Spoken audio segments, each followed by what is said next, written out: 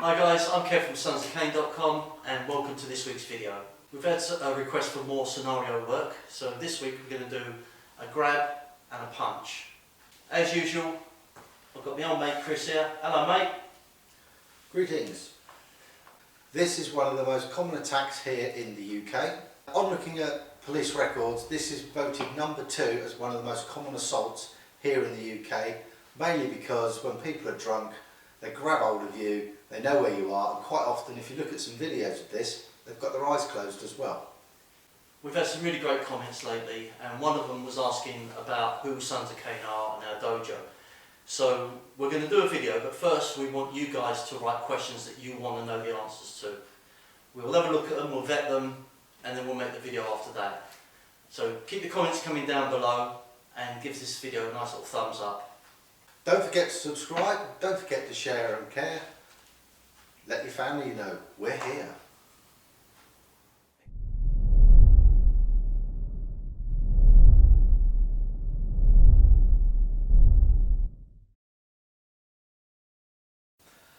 This is one of our self-defense scenarios. We will run through all 10 top attacks in the UK in a future video, but this is one of the most common ones. And what happens is the rapscallion is going to grab me with one hand. They're usually drunk, and the reason they're grabbing me is they know where I am, and they bring their arm back for me to do a nice big punch in the face to do that one-hit finish. Ways to deal with this: empty hand. If my hands are up already, it's quite nice for me. If I draw in the elbow, I pull him off balance, I'm covered in case he throws the punch, but even if he does, there's no power in it, and then I can start doing my techniques.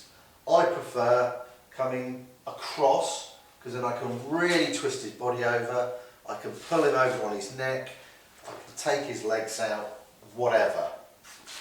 You'll find your own thing. The key is follow the line from the shoulder to the elbow and pull on that. With my trusty cane, if I am here, I'm going to be worried about that. I may distract with this, talk with the hands, but if I bring this up and down, I've now got my balance point again. I can bring this down onto the floor. I can then go into my technique if I need to. If it's this way around, I can bring it in, I can bring this up, I've got a guard.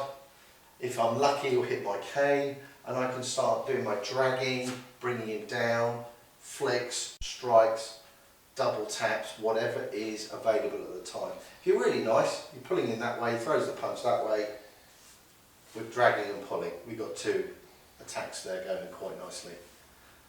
The key is get them off balance first. If this is for mobility, use that to drag them down.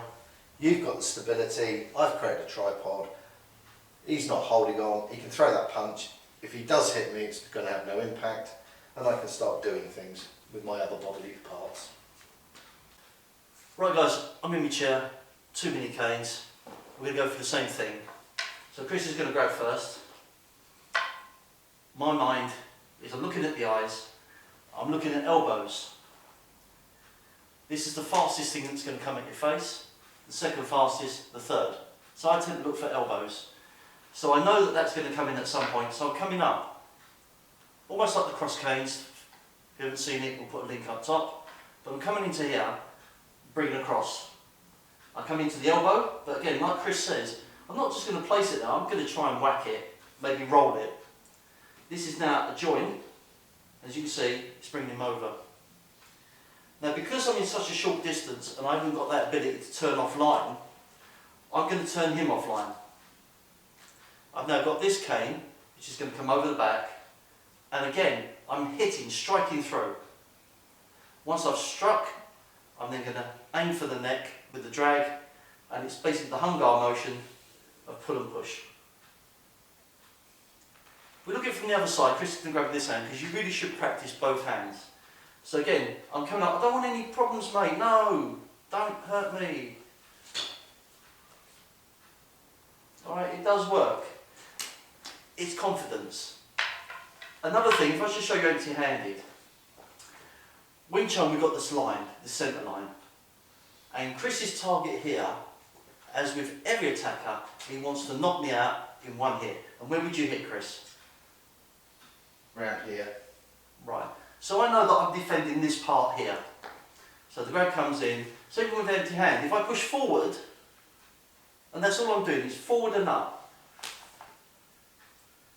Then I've got the chance to hook through, which is now taking his live side. And literally, if he punches, punch, and hit through. If we look at that with the canes, slightly different. So he comes up, he's grabbed, he's pushing forward, I've come through. I've got a really nice point on this one. I want to get that in the back of the neck somewhere. But I've got to be worried.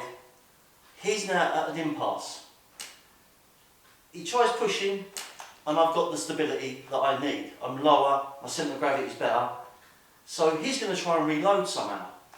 So this is what you're looking at.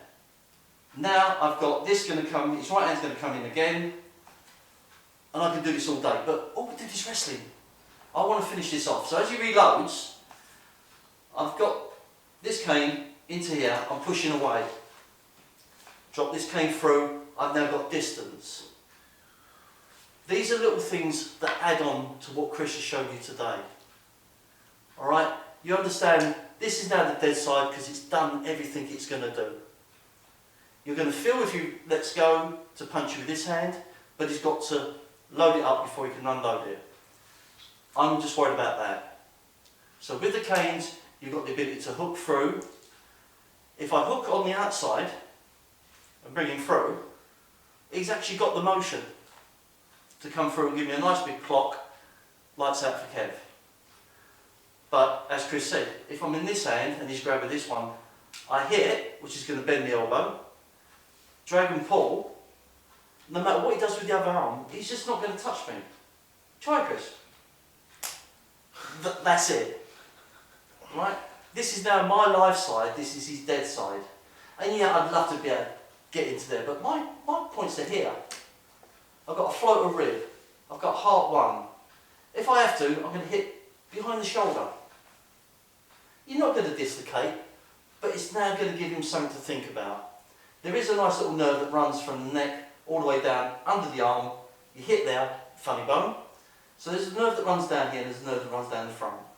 If you hit this area and a nice big, even a slap, you're going to get a little tingle. So when you come off, that arm, although not dead, is going to be doing this. So you know you've got, for the split second, you've only got this hand to deal with. So just to go through one last time, he's grabbed, he's going to come up, I'm there. I'm going to bring through with this side and turn as I'm going down. This is then going to smack the side of his neck, and this short distance is enough to give him a stinger. Once I've hit, I'm going to drag through, and I've got him there. Once he's in this position, I would hit an elbow. It's a nice safe little joint to hit. I'm not going to kill him with that. That's going to lose his left arm. He's going to then put the arm out of the way. I'm then going to give him a dead leg. Gallbladder 32. If I'm nasty, I'm going to put him in the same position as me and give him a nice little knee pain. All these are area ones. I know the torso we usually go as area 2, but the arm I do class as an area 1 where you can really hit away and you're not going to kill them, you're just going to give them something to think about and maybe a plaster cast for a few months. Run through it with just bare hands to start with.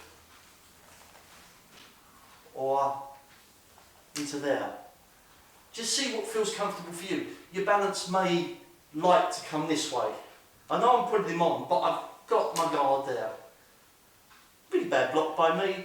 I can either bring him inwards or backhand. These are not set in stone.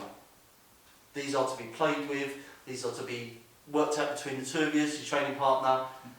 And when you are practicing with someone, if you're doing the same move every single time, training partner say, no, you've done that before, do something different. Try and look at how the bones, there's joints, everything works in a certain way. We will do some small circle jiu-jitsu again, and pressure points, but just look at the way the body works. How can I get this, oh, that doesn't work too well, and obviously your wrist locks. Play with it, guys.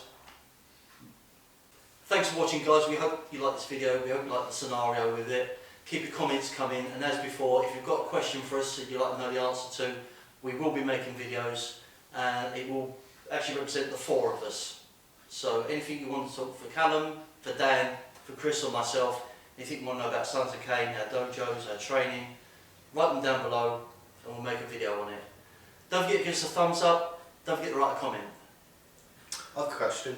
What's that? Why do all the nice girls hate me?